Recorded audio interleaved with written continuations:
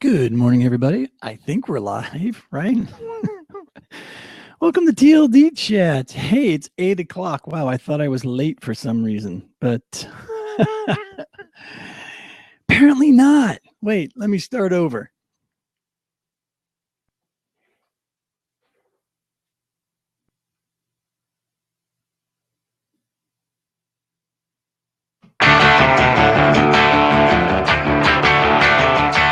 Good morning.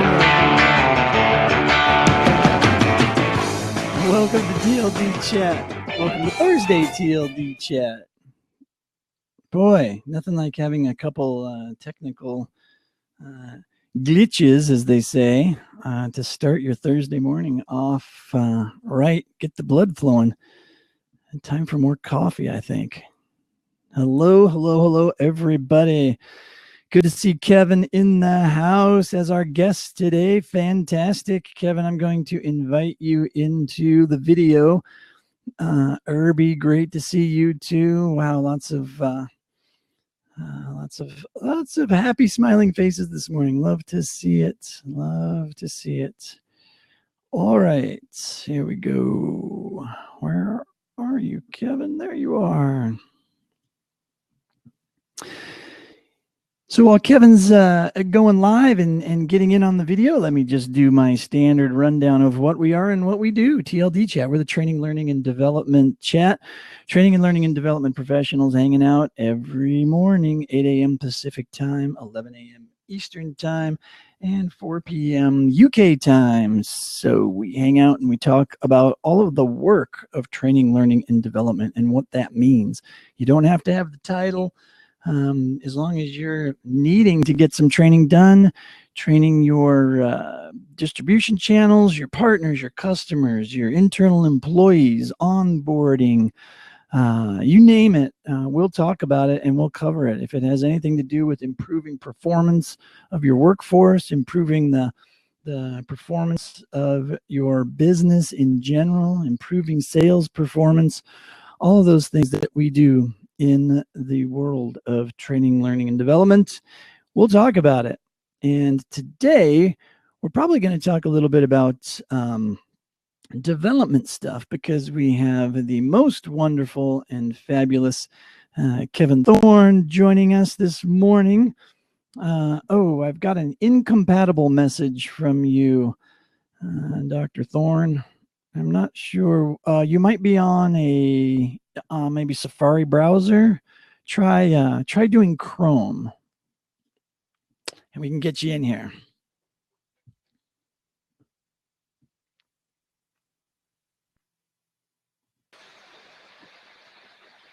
There we go. How's everybody? Good morning. Yeah, you know, good morning. Feels like a technical Monday, really. Oh, goodness. For me, anyways. Oh. It's all good. It's all good. It's all good. The audio is kind of quiet on your side. I can hear you, but it's maybe that's me. So I'll turn up my volume a little bit. No, hold on. Is that better? How is it for everybody else? Y'all sounding. Where do I set the different mics at? Is there a settings in here? Yeah. There is a setting button. You click on your screen. Oh, it sounds good. Oh, well, Kara says it's quiet for her too. So, yeah, at the top in your URL bar, that sometimes gives you some options too. Where do I hook the? Can you hear through this better? It's still kind of quiet, but yeah, if you need to switch over, if you need to jump out of the video, and jump back in. I can hook up this thing. Yes. But I need to know where to set which mic. Did it asks you if you want to set that up as you're accepting the video thing, right? Oh, that's just the mute button. Yeah, where is the settings? Oh, I have settings I can see my settings. Yeah, but I can't see yours. So if you roll your mouse over your video screen, there should be a one of those gears. Yeah, the old settings gear. Yeah, there it is. Okay. Let's try this one.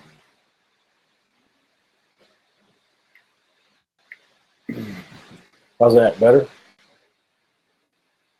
Yes, I don't know. Still a little muffled for some reason. I don't know why. No? Okay. Let's try this. Nancy says she hears you fine. Mike says it's good. So, all right. How about that? Can you hear me? No? Yes? Yeah, that's good. Yeah. Yeah, it's better. That's kind of in the way. Hi, everybody.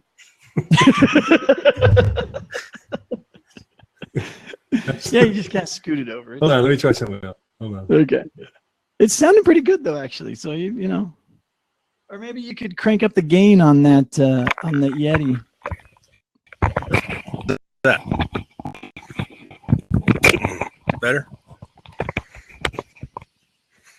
Better? Yeah. You know, still the same for me, but everybody can hear you, so it's all good. That's good. Let's just go with it. I can hear me fine. Yeah. Well, thank goodness. You can drown out the voices in your head. All right.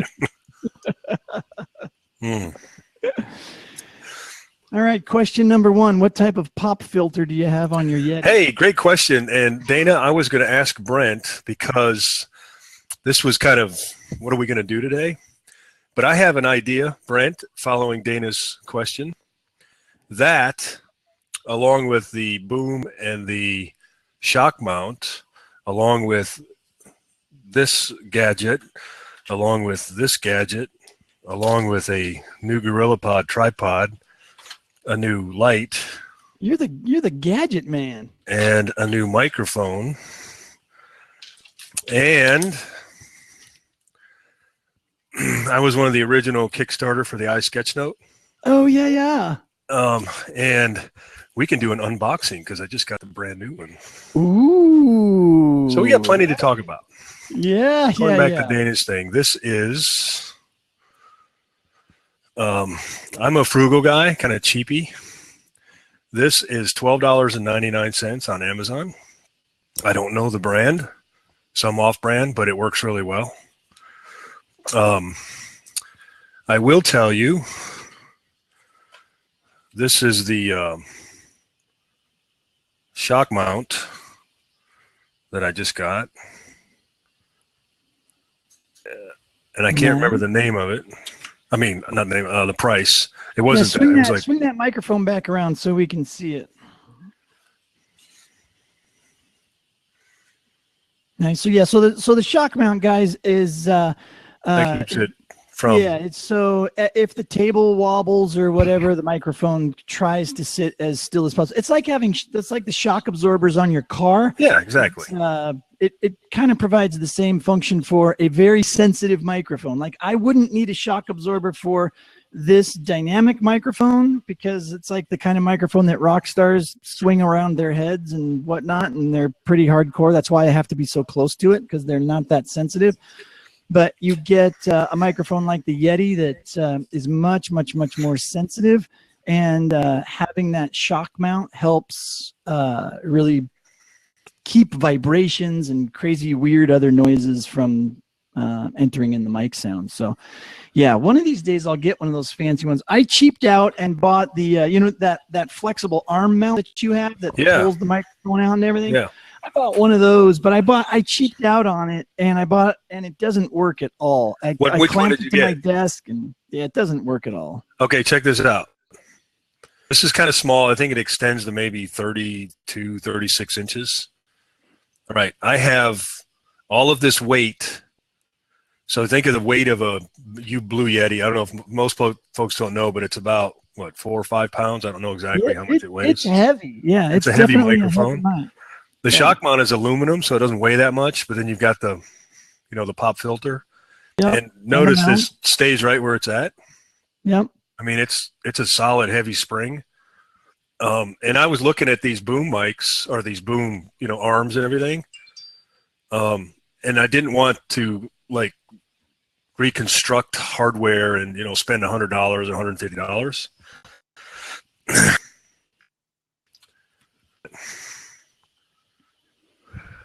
Ah, yes, the newer. I think that's the one I had, but it didn't work out so well. $20. Like, no, $20. $13.99, like $15 total. Yeah. And it's small and it's portable. If you got to do some portable recording and it holds that weight, if it holds that, it'll hold any mic. Yeah. It's pretty cool. Yeah, they are very cool. I don't remember why mine didn't work, but I just went with this hardcore mini desk mount stand. Yeah. And it seems to work fine. But yeah, I love that new thing. If I ever switch back over to my Yeti, I'm definitely going to try that again, because that's a cool look. And the Yeti always works great. I have so much noise in my house that when I try to use a sensitive microphone, it all picks up super easily, and I fight with feedback all the time, and it just becomes a nightmare. So, right. So far, this setup has been working great. Kara just put the link in the chat. That's exactly the one I bought. $12.50. Awesome. You can't for a budget. I mean, I've got probably 4 or 5 of these pro boom arms, you know, $100 boom arms, you know, like shopping. And it just, I don't know. Why do I want to do that? I mean, I want to, but I don't know why I need to do that. So I just kept being patient, and I kept using the desk mount for the Yeti, right? I would just move the desk on the book, get up high, you know, and I would use some bait at my pop filter set in place or replace, you know, but it might fix out. I can't remember where I heard from it, but it just, I saw a YouTube review. Some guy was doing a review on it, and he was testing it on a Blue Yeti, and he was just all for it. Okay, for $12.50, I can throw it to $50 out to see if it works. And I've been, no doubt. I've been completely satisfied. I only had it a couple weeks, so I'll send. You know what I'll do, Brent? I'll send all the links to the stuff. But what I'm really excited about is, no, go ahead. What were you going to say? No, I was just going to say it's it's all good stuff, and I think your bandwidth kind of dropped off a little bit, or maybe mine did, because I just got switched over to your avatar. I don't see you, so you don't see me. Yeah, I don't know if that's on my end or not. Is everybody else getting the full effect of Kevin Thorn in video? I see me fine. See, you hear yourself fine. You see yourself fine. It's all good. Really, that's the problem. That's all that matters. Well, I just can't comment on anything else you show me, so this will be difficult if I can't see you. So there's no video. You lost me. No, Kara. Nope. Nancy. Nope. Yeah, looks like Luis has lost you too. It's a data thing. Well, let's talk. Let's just. Ann can see. Yep. There we go. You're back. There we go. Okay, as long as you're back for me, it's everybody else can just wait. Oh man, good stuff. Hey, it kind of feels like we're turning into Video Friday. Maybe we should shift gears a minute. I think the unboxing would be pretty cool, but let's. I think a lot of people like to hear you talk about the work that you do, and so it looks like you've got a lot of fans in the crowd today. So. So it would be fun to maybe just review that. I know we've talked a little bit about kind of the details of how you do what you do, but the microphones are great and all of that too, but what other tools do you use? Because we talked yesterday, so it was interesting, and I mentioned this to you in the message I sent. We had a really good conversation yesterday about teams and about the types of players that need to be on teams and developers and designers, and can one person do it all, and should they be different roles, and how does that work? And I know you find yourself in that position quite a bit, having both solid design chops and solid development chops with the tools, and actually and traditional art and design capabilities. I mean, you're able to sort of cross that spectrum, but you don't always choose to do so. I know you've worked with designers in the past, so I don't choose to do so. It's funny. Sometimes it's just necessary. Yeah, it's necessary. Well,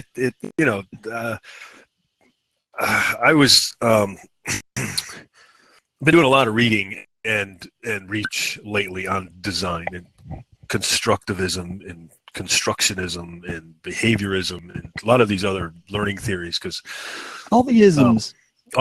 Yeah. The challenge that I've seen in sort of this paradigm shift in e-learning, and we've kind of defined the term e-learning in this industry as self-paced online courses, which, if we're honest with ourselves, that's not e-learning. E-learning is anything anything electric. I mean, that could be a PDF, it could be an ebook, it could be a verse, it could be this, right? Right. Yeah. And I think that's why Josh Bersin and other researchers in the area, or, analysts, have shifted over to the term digital learning. Well, I don't want to put a label on it because, and that's probably one of the negative things about our industry. Everybody comes up with a new buzzword every year and then tries to, I want to take claim to creating that hashtag. Yeah. I know. And if you ever use that hashtag without my permission, it's going to cost you $9.99. You know what I mean? It's like micro learning is like the big buzzword this year. Yeah. And that's fine. Or what's the one everybody's trying to change everybody's title or their role to learning experience designer. Oh yeah. Well, that's I'm starting to see people put LXD after their name. Yeah. Why? I mean, and I can't answer that question. We have sort of a fractured industry when it comes to defining roles, and but if we go higher, if we take our thought process at a higher level, and we think of instructional design as it applies to technology, so the IDT field, and then we have learning and development, which is everything. That's instructor-led, that's coaching, that's counseling, everything in the learning and development industry, human performance, improvement, all of that. I mean, you and I did that big 2-page butcher block word cloud that one day in Sedona. Remember, trying to come up with every name and every label we can think of in the industry, right? Yep. And that would be fun to do that again. I was just going to say, God, that was an awesome exercise. We should totally do that. Yeah, we should let's plan on doing that. We get a whiteboard and we'll just do it here. What we should do? Figure it out. We can either do it live on chat again, or maybe we can make that an activity at TLDC. There you go. Because we could get a whole bunch of different perspectives. It would be much better analog live, and people break up and do teams and come back and compare and contrast who got what. Yeah. That would be fun. Good idea. Okay, sorry, didn't mean to interrupt. No, go with your thought. Make a note so you don't forget. Yeah, where were you going with that? Sorry. Anyway, and then we have educational technology. So then there's are they the same or are they different? One definition I read, educational technology is more about the concepts. Instructional technology is about the context. Now, that's just sort of a really high level. Let's define the two, and then let's dig into figuring out what does that mean. Does that even make sense? So, when it comes down to e-learning in general, what we got to do from an online perspective, in my experience in corporate, and even now working with clients, very few, if any, even consider using any instructional theory approach, and that doesn't matter. That's really big for systems design and some bigger things. But when we're getting down to these smaller modules and courses, there still needs to be a model, and we're not identifying models that we need to use. And this is just sort of the last 6 months or so. I started, and most folks can agree that you get into a project with a client or a subject matter expert, and you just kind of go back and forth, and you're staying within scope, but there's really no boundaries. There's no goal. There's no model that you can kind of keep yourself in. So I heard a message not too long ago about having guardrails, and using the analogy of driving on the road, and that why do we have guardrails on the side of the road? Why do we have the white line on the side of the highway? We are to move and maneuver our vehicle on that pavement, on that street, left and right, and we can swerve and we can slow down, we can go fast. We have that freedom within those boundaries. But those boundaries are there to keep us safe and protect us, not to, drive over the cliff or run over the bridge or run off into the ditch. So I got to thinking about that, and I got to thinking about the wisdom of guardrails. I'm actually trying to write something about that. But if you kind of take that analogy and you bring it into the work we do, it's not so much what model are you using to build it, but what's your guardrails? What's the wisdom of your guardrails? So when I say the wisdom of it is we have to put boundaries on ourselves, and that's the tools and our design approaches and our technology decisions. Some we have decisions, some we don't have freedom, some we do have freedom. So what do we do? And I'm not talking about, here's the project, let's put these guardrails on this project. I'm talking about you as a practitioner. What guardrails do you have to keep yourself from chasing shiny new objects, right? Right. What do you have to protect you from, well, let's go use the tool because it's a new tool. Or this is a new fancy technology, let's go build something in that to prove its worth. Now, don't get me wrong. There are early adopters on every new emerging technology, and I'm not one of them. I'm not one to have the, well, I'm interested in it, but I don't have the time to invest in testing new emerging technologies. And we have a lot of colleagues and friends that do that, and they're doing fantastic work in some of these areas.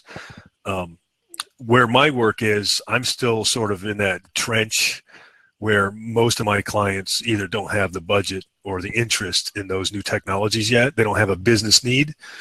Right. So do I stop what I'm doing to go define a business need, to prove a business need, have a case study?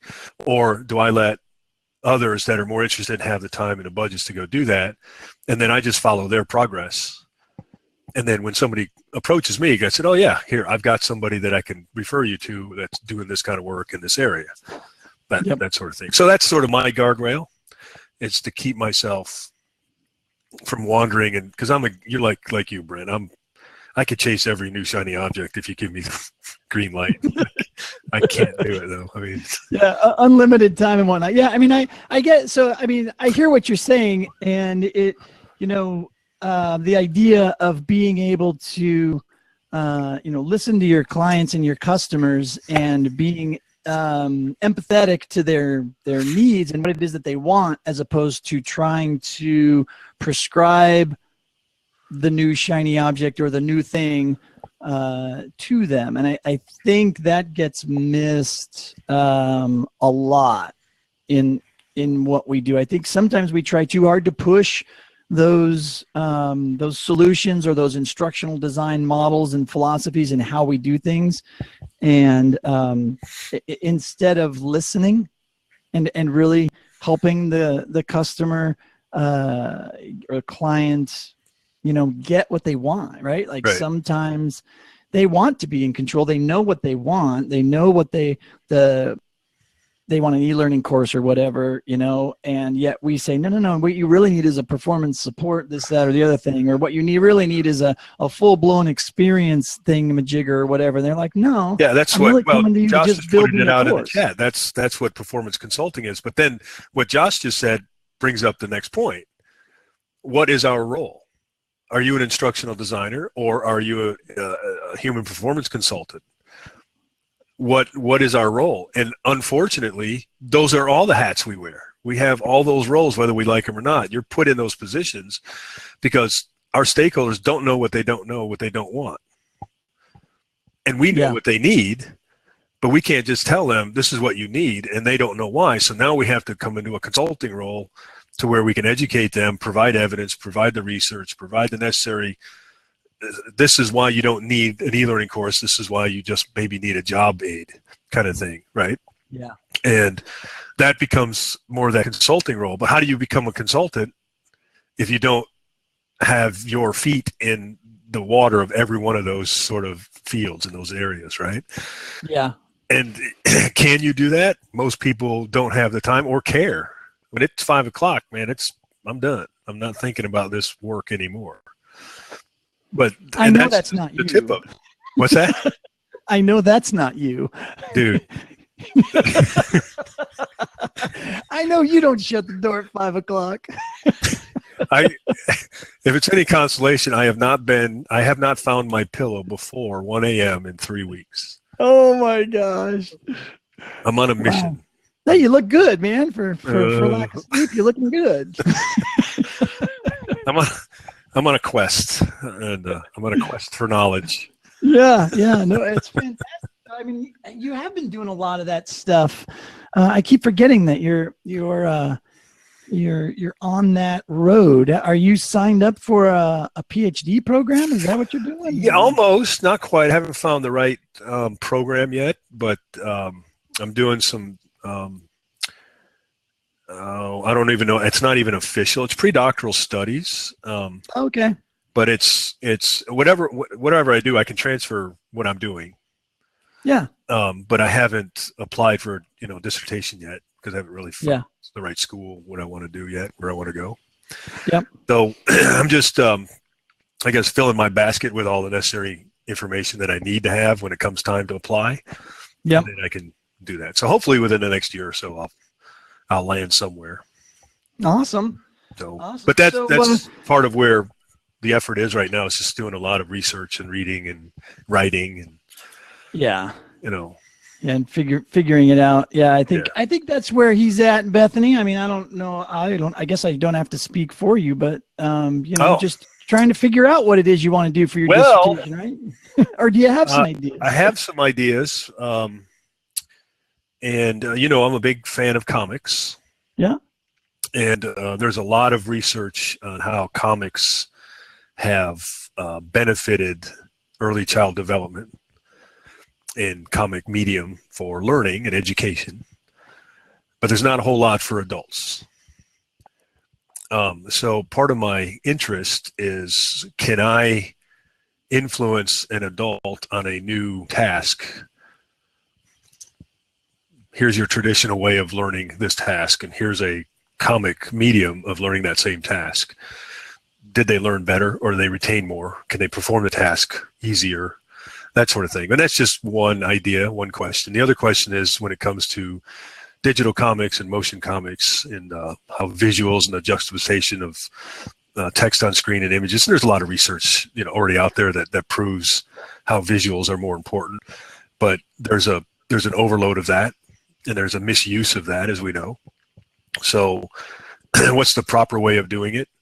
And then what's the most effective way of using the comic medium? Not for the sake of I've got comic characters and speech bubbles, and now I have an interactive comic. That's there's more to it than that. There's the structure, there's a story, everything else. So there's just a lot. There's about a dozen questions that I have on whether or not that's worthy of. And then if it gets accepted, the whole idea is to write the dissertation as a comic graphic novel, and it's submitted as a graphic novel, and that would be the dissertation. I don't think any of those highfalutin academics are going to accept that. Well, I don't care if they do or not. I'd do it. That's why we love you, Kevin Thorn. Matter of fact, there happens to be this one by Nick Susanis. Yeah. This, in fact, is a academic literature accepted dissertation piece. This was his dissertation. What does it look like on the inside? It's a graphic novel. Ah, nice. So this is arguably the first recognized graphic novel as a dissertation. Well, hey, as long as there's precedent, I think you're good then. Right. There's precedent. That's right, Kim. Yeah, Kim, we're thinking alike. Right. So I know it's doable. Yeah. It's just, all right. Do I have the energy left in me to do that? Right. Especially when I'm starting to get things like, if you're a senior, you can get a ride to the local farmer's market now because you're this age. I'm like, you got to be kidding me, right? I'm going to call them. It's like, look, bring that golf cart out here and come pick me up. I need some tomatoes for lunch. Yeah, except take me to the bar. That's right. There's a pub right down the street. Oh, crazy, crazy stuff. Katie, All right. Well, hey, listen. Yeah, unflattening. Thanks, Joe. Yeah, unflattening by Nick Susanus. I'm going to divert us for a second and actually take my 8:30 break. And so, Kevin, I'm going to let you just follow the chat, get a cup of coffee, do whatever you need to do right now while I reshare the screen here and do a quick break, and then we'll come back and talk about some other stuff. So everybody get your questions ready. Yeah, time is flying by. So get your questions ready to shoot towards Kevin, and we'll chat. I would also like to hear your thoughts on data and data analytics, if you've been looking at that relative to any of your research at all. Okay. You and I haven't talked about that much, but it came up recently, so I just curious. But so stew on that for a second while I remind everybody that we're on TLDChat, and today is Thursday. Tomorrow being Friday, it's Video Friday, so we're looking forward to tomorrow.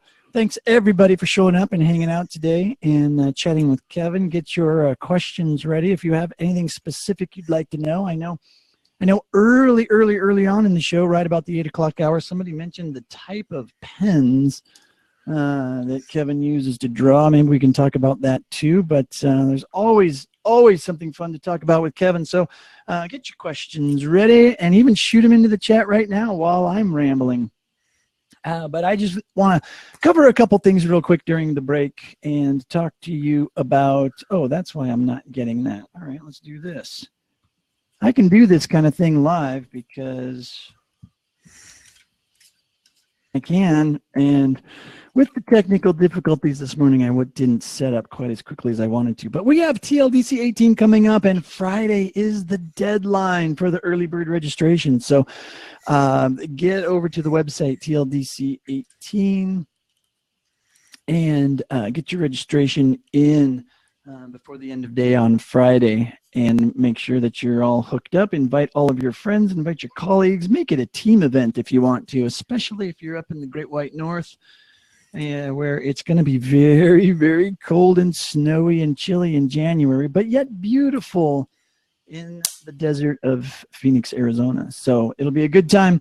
We're at the Geek Chic, fabulous location of Galvanize in downtown Phoenix, a growing part of the city, fabulous entrepreneurs and tech communities that are starting up and growing. It is definitely a good crowd. We'll be pulling in from that crowd as well. So you guys will get an opportunity to really see some of the great technology, the entrepreneurs, the people that are doing some really fantastic stuff in education, in design work, in everything that we do. So yes, and we're getting hooked up with hotels right now to make sure that everybody has a location that they can stay at. There's also Airbnbs. Of course, since January is such a popular month in Phoenix, things are probably going to book up pretty quickly. So again,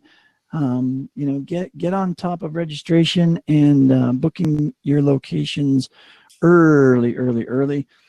Yeah, it gets kind of pricey, but we're working on some special rates for you, Kara. So we will have more information on that soon as well. So, and then, like I said, yeah, there's some Airbnbs and whatnot, and heck, worst case scenario, you can just all come crash at my place. No, actually, I didn't say that. I don't think my wife would approve. So that's probably not a good idea. But good time anyways. So yeah, so TLDC 18 coming up January 29th and 30th. Get all registered up for that. But also, I just wanted to talk a little bit about community here as well. Just a quick 30 seconds on that. Our community keeps growing and is filled with fabulous folks. And I just wanted to say thanks to everybody for helping us out and being a part of the community and learning from each other and building your networks. And, you know, feel free to take advantage of the community here. That's why we're here. The professional networks that you build are where you find your next career move, your next client, your next customer, your next authoring tool that you buy, your next platform that you need to invest in for your the company that you work for, or to just stay up to date on the latest shock mounts, for example. You know, we do have a tendency to talk about a variety of things, but it's my job to help keep us all dialed in and make sure that all those topics somehow relate back to the work of training, learning, and development. And we are such a broad industry that I think it's not difficult to do. There's so many different areas that relate to what we do. So having this particular amount of time each morning is always good for me to keep my head in the game. And I know I've heard from a lot of you already saying how important this this network and this community is for you. So again, I appreciate it, and spreading the word is always fantastic. So hitting that share button is always helpful, and we do appreciate that. And no, Dana, I don't have room for a 45-foot camper in my driveway, or else I would have had one in that driveway by now. So yeah, dang, you know, that would be fun, but yeah, so far it's not in the cards, but I'm working on it. Absolutely working on it.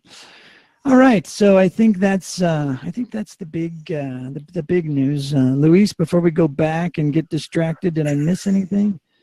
January 29th. Thanks, Luis. Oh, didn't I say that? I'm sorry. Yeah. You might have, but it wasn't on the screen. I didn't see it on the screen. It just said 2018. There it is. I didn't scroll up high enough. There we go. Okay. I should zoom in, zoom out or something when I do that. Okay, all good. Perfect. Yes, indeed. So yes, everybody get that on your calendar, because Kevin, you're going to be there, right? Yes.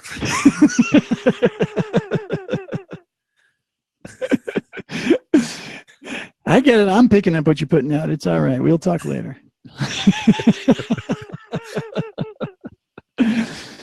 It's all good. So any questions that popped up in the chat while I was rambling on there a little bit? Kara had a question on data visualization. Ah, beautiful. All right. I think that was Kara. Is that right? Ah, yeah, it was Kara. So data, do I do any work? And no, I don't.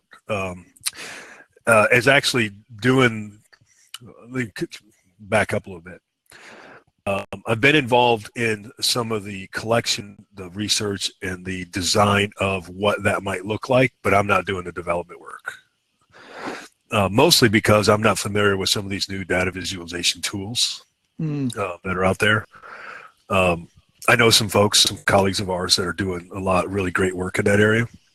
So right now it's more of a collaborative kind of effort. I'll get a client that's interested in doing some of that, and then maybe I take on a PM role and then let others, you know, do the actual work. But then I'm involved. So I'm getting my feet wet, if you will, just enough to be dangerous. But I don't have anything in my portfolio yet that I can say that I've done that in a data. Yeah. So have you done any infographics? I know those are a big topic, and those are kind of data visualization. Yeah. Well, there's the buzzword that was a couple years ago, the infographic, when we look at and I'm not even going to try to pronounce his name, Flo. Dr. Shealy. Oh, yeah. Dr. Flo. Just go with Dr. that. Dr. Flo, right? That is true graphic infographic, right? That's data visualization infographic. This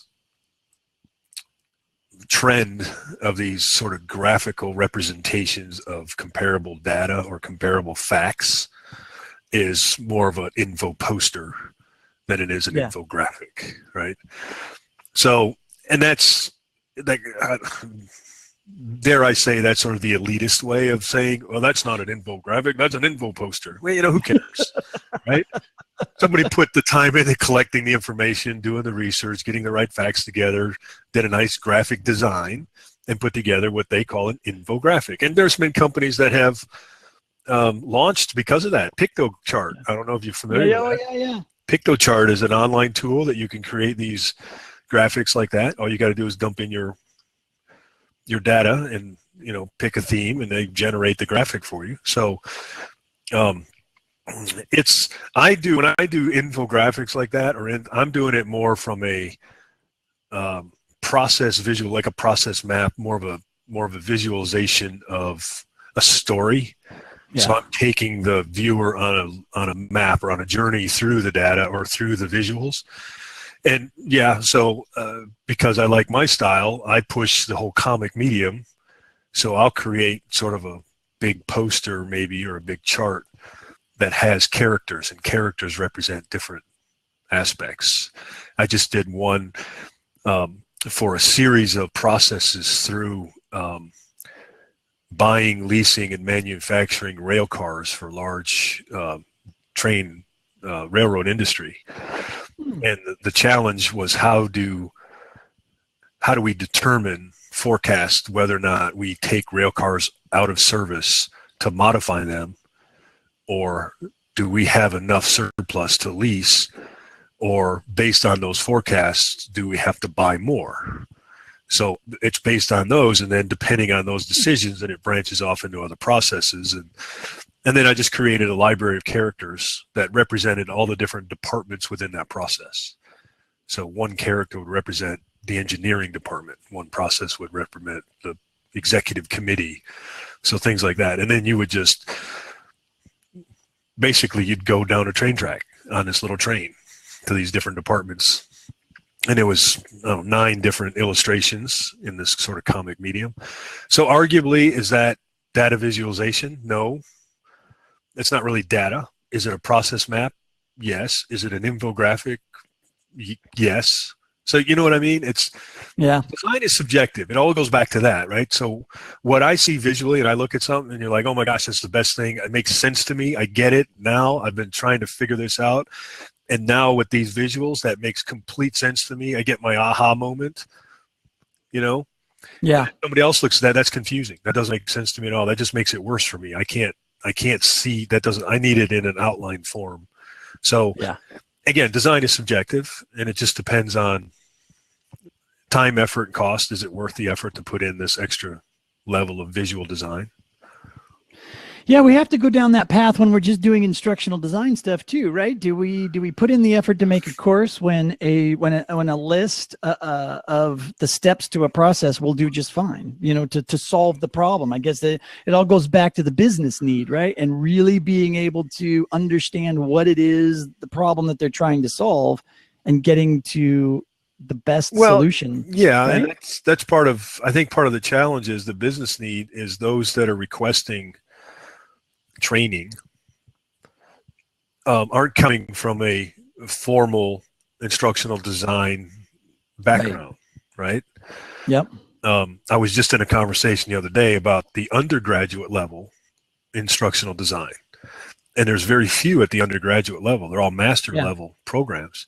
Right. And then when you're in the master program, you're getting all this fundamental basics that you should have learned at the undergraduate level in this career, in this field.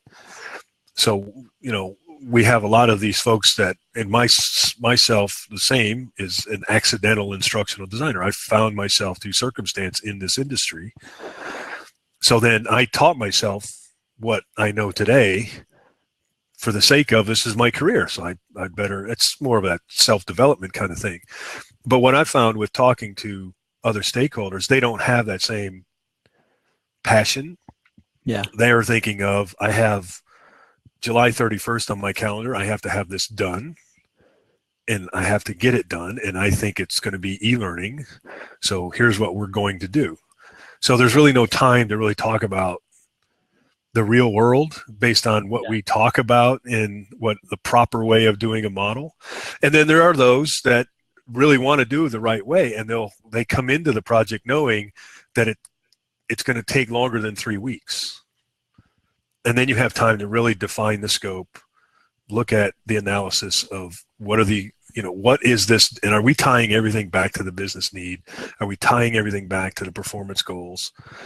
And if so, which model are we going to use? How are we going to design this? What's the most effective way to do a self-paced learning to where we get an effective performance increase at the other end, whether it's increased performance, reduced safety claims, increased profit, whatever the goal is. How do we achieve that with e-learning? Most of the time we don't have that opportunity. Yeah. And that's not to say we don't keep fighting the good fight. But yeah, how do you deal with that, collecting the analytics though, and deciding whether or not your solution that you created is, especially your real deep, interactive stuff that you do that everybody loves so much, do you follow up with your clients, or do they already have a way of measuring and tracking, and once you hand it off, it's kind of their responsibility? Well, yes and yes. If I'm hired to also build in an ROI or an evaluation feedback process, then that's way back at the front end of the initial conversation of the scope, right? Here's the project cradle to grave. And part of that is we're going to launch a pilot program. We're going to get some 360 feedback. We're going to measure the results. We're going to adjust and refine, and then we're going to send it back out to a second pilot program. And we're going to lead up to the full official launch. But by the time we get to the official launch, we've mapped out what's working and what's not working. Okay. That's 1 in 50 usually, because most of the time, to your point, it's you hand it off and it's their responsibility to follow up. Now, I always put in, what's the strategy? Because when I build, I'm always building things in the event that I may have to revisit my own work 6 months from now or a year from now. And if I have to revisit my own work, I don't want to have to redo all my own work. I want to set it up in such a structure that if it's just a few edits or updates, we need to change a few things, I can go in and I have things sort of in a layered structure that it's plug and play for me and it's easy. But I always put it in the contract that we should consider a strategy. If this is the first time you're doing this, and this is the first time you're converting this classroom to an online self-paced module or course, then we need to bake in 6 months from now or a year from now to revisit this based on, because you're going to get feedback from your users. And we can go back and forth on this 50 times and we're still going to miss some things because we're so close to it after the whole design and development process. We need to get it in the field and get your users to give us some feedback. Whether you're measuring performance goals or data or anything like that, if their behavior is not changing because of this, then that will ultimately impact whatever business need or goal you're trying to achieve. So let's build in a strategy to revisit this as a phase 2 maybe, or a phase 3. And that sometimes gets people to think, oh, I didn't think about that. Yeah, maybe we should do that. And then that just kind of secures me for another project. That's consulting 101, baby, right there. That's a quality nugget of information, no pun intended. Kara's got a great question that she's posted in the Q&A section, and she says, do you ever use teaching drawing as a way to teach other skills, like how to be creative, how to be confident, how to lead better? I do. Gosh, that's a great question, because there's a lot of that. One is I teach an analog complete face-to-face workshop, paper only, and it's visual modeling for e-learning. So it's basically design starts on paper. I don't care what creative industry that you're in. You look around any bar napkin or grid paper or sketchbook, every other creative industry, whether it's web design, mobile design, product design, film, animation, everybody starts on paper with storyboards and sketches. It just seems odd to me that this industry, as a creative industry, we start in the tool instead of starting on paper. We start with the digital, the development, and then we try to design while we're developing. So I put a workshop together where we're going to start on paper. We're going to shut the laptop, and we're going to get you to think analog and think design, and basically map out, take some raw content that you would get in from any typical subject matter expert, and say, okay, let's say the analysis is done. We've pretty much done the instructional design. Let's say those 2 phases are done. But that design phase is not just instructional design. It's user experience design. It's user interface design. It's visual design. It's interaction design. All of the other design components within that phase still have to be done. And you can't do that in a linear Word document. It doesn't work. I mean, you can document everything, but you can't see it. You can't visualize what it might look like.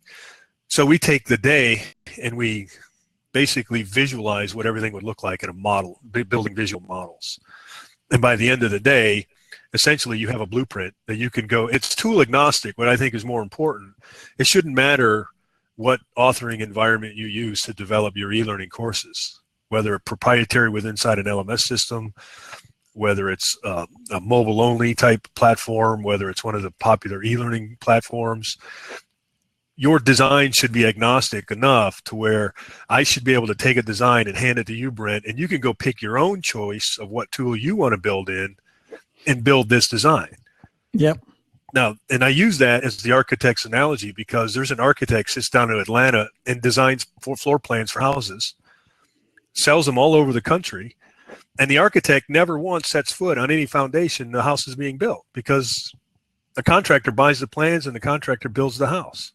Yeah. So if you think of that analogy, I should be able to design a set of blueprints for an e-learning course and hand it to anybody with any tool, and they should be able to develop it. So to answer your question the long way, yes, I have a course in drawing, if you will, like that.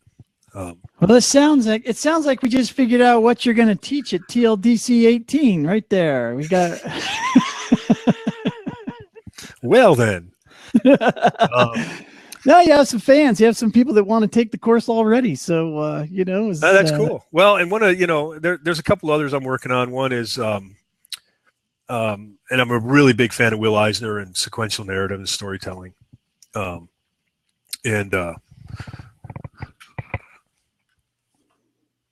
Wait a minute. Don't, hang on. There it is. This one. Oh. That's a new one to me. I'll have to look that up. All right. More notes for Brent. He is the grandfather of the graphic novel. Oh, He's the one that started all that big graphic novel phase.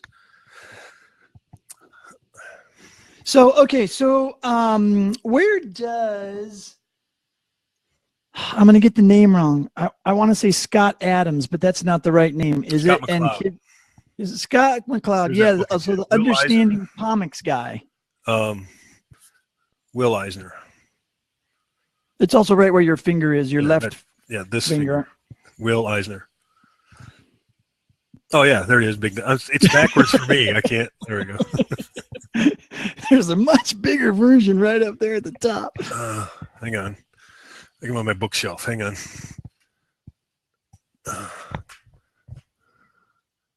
This one. There it is.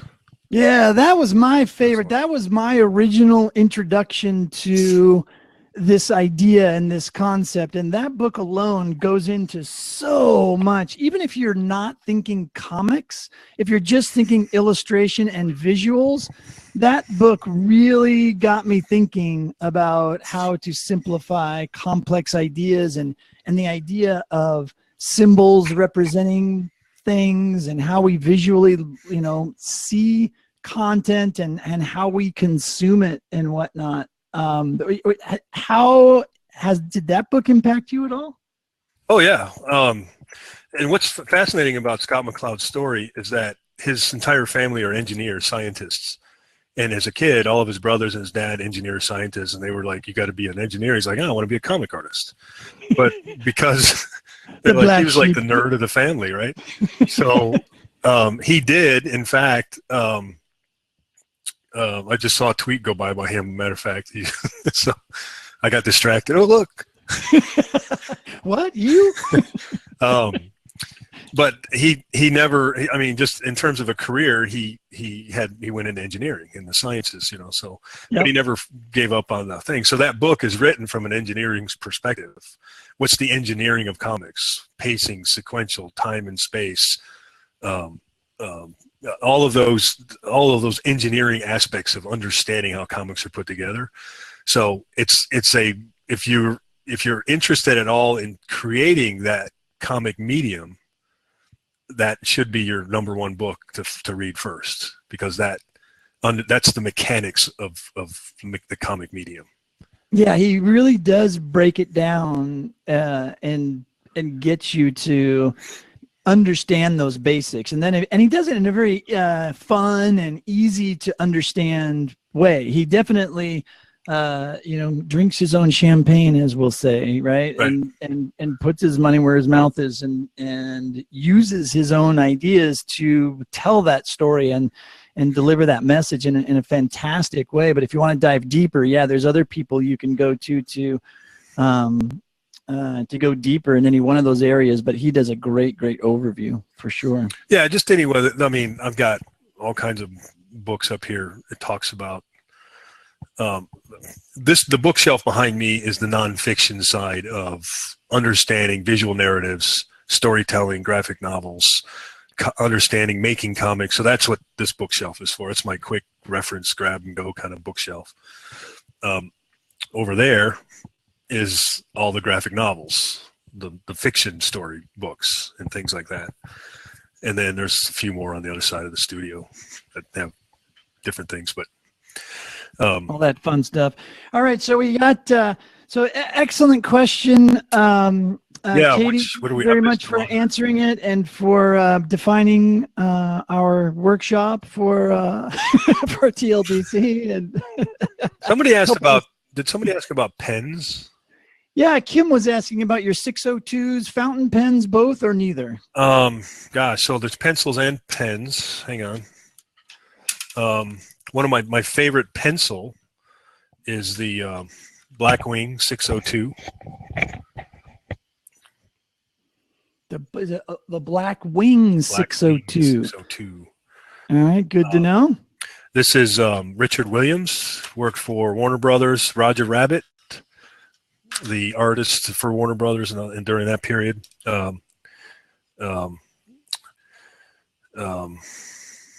That's his book, or I mean his pencil. So that's my favorite pencil. My favorite pen would be the Micron. The Micron. All right, cool. And I'm sure that comes in different point sizes. Yeah, you see that's an 05. You do 05? Okay. So there's 02. Well, 05 and 02 are my usually, but there's a 001 and a 005. And it goes up to 08. I mean, so it gets thick. There's probably 5. You can get a pack of these. They're not cheap though. These run about $4 a pen, $3-4 a pen. Yeah. But the tips last a lot longer. They don't bleed, and that kind of thing. Okay. I went out to Twitter one day and I asked, what's your favorite pen? Like inexpensive, sort of like ballpoint pen. You're just sort of your go-to natural everyday pen. And yeah. I got what do you use there? What's that? The Flair felt tip. That's my everyday go-to marker pen right there. Okay. See, I had somebody, so everybody came up with like the Bic such and such. They love getting the 25 pack or the 50 box of this, that, or the other thing. And I've tried all those. And one guy mentioned these to me, and they came on a slow boat from China, I think, because it took forever to get them. But what are they? They're the Muji. Have you ever heard of those? Yeah. And wow, I mean, they weren't all that expensive at all, but man, they are really nice. The ballpoint rolls great. It's a very thin line. The ink flows out. It's 120 degrees here in Arizona, so one did explode in the car, but that's not the pen's fault. That's user error. But yeah, I mean, I've been very pleasantly surprised with these pens. And so yeah, so that's my pen tip, along with so as well. My everyday pencil is just the I don't even know who makes this, but I really like it. It's the good old number 2. Medium, it's called a Z Grip medium. Zebra medium. All right. Z Grip. I don't know if that's a Pentel or a Bic. I'm not sure. It's just, but I like it because it's got the little rubber grip. Nice. Okay. Very cool. Very cool. And then one other is the last one then for more of the inky wash kind of thing is the Faber-Castell, the Pitt pens. And you see the B on there. It stands for brush tip. Ah, so it's so not, it kind of bends and flexes it's like a a flexible. paintbrush? It's like a brush. Whoops. Well, now you've gone and But done it comes in different gray tones. So it's like an ink wash, but you're using a pen. So nice. It looks like right about the 9 o'clock hour. I have not been managing my time well today, but we should probably call it quits in case everybody's got meetings to go to. no, everybody's giving it up. Today's Friday. Every day's a Friday. Well, it's only Thursday, but it's kind of we started out with that Video Friday groove, but that's okay. Well, we didn't have any. I mean, the next time we do this, it's maybe we should be responsible and spend a little bit of time on the front end actually structuring. And plan something? What? Kevin, stop it right now. I do want to show off. I have to show this off before everybody goes. Okay. This little mobile setup now is the greatest little iPhone kind of setup. Yeah. So it's the iPhone, and then you got the. Hang on. Well, I can't turn the. I mean, Yep. I've been running with the. Is that the Olo clip? No, it's the Glyph. Ah, the Glyph version. Got it. Okay. Studio Neat Glyph. And then I just got a little Manfrotto LED light. Everybody's kind of familiar with the Rode microphone. Hang on. Yeah. No, those are good mics. And Dana, yes, we're going to work on getting everybody a session with Kevin where you only get to use paper and pencil.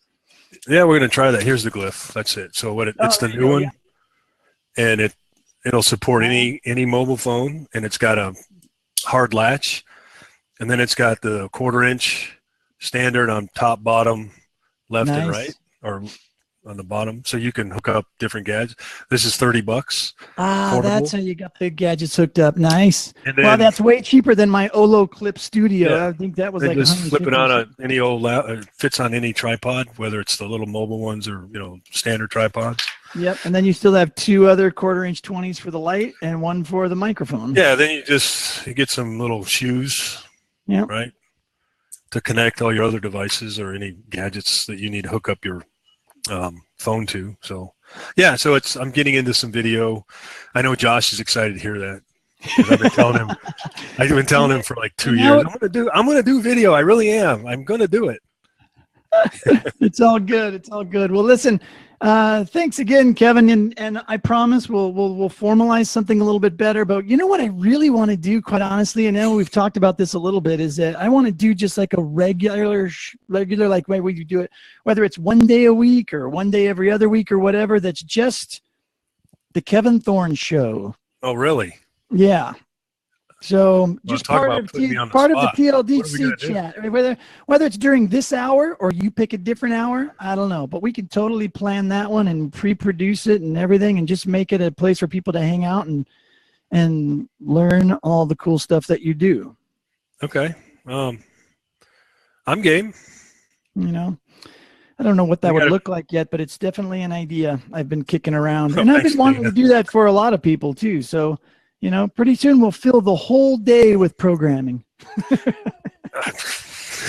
I might have to hire Josh to come out, fly out here and help me set up some kind of a studio. Cause I got different places in the studio where I do work, and am I using this camera? No, I'm using the other camera. Hang on. I know we got to go, but no, you're good. You're good. So I've got this camera now. This is the new web Logitech. Oh yeah. Webcam, yep. But it folds up, so you can like set it on the desk, or you can move it around, and then it has a another thing for the same. Where you can hook it to a tripod. Yep. And it swivels. So I can mount it here, turn it around, face the drawing table, and still do this. You know what I'm saying? Or you could point it down and Yeah. be able to do a shot of yourself drawing Yeah. and all that, Yeah. which is something I want to do too with you here. So we got the hardware. We just don't know what the heck we're doing with it all. Yeah, well, we need to figure out a way to do some camera switching live and then be able to stream that production. So I've talked to you before about that. How do you there's rig a up way. 2 or 3 cameras?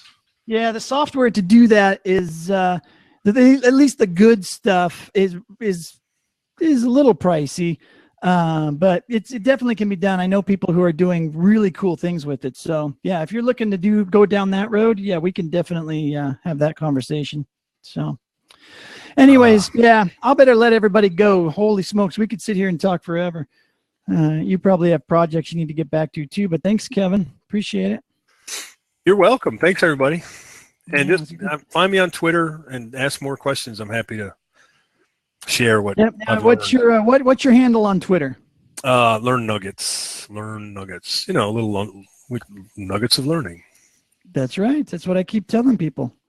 And everybody has had nothing but nuggets of learning today, and we appreciate that. So thanks again, Kevin. Really appreciate it. And thanks, you everybody. and I need to just schedule like an hour to just chat about what we're going to do at TLDC and all that kind of stuff. So we'll get that on the calendar soon. All right. Well, you know where I live. Just find me on Skype.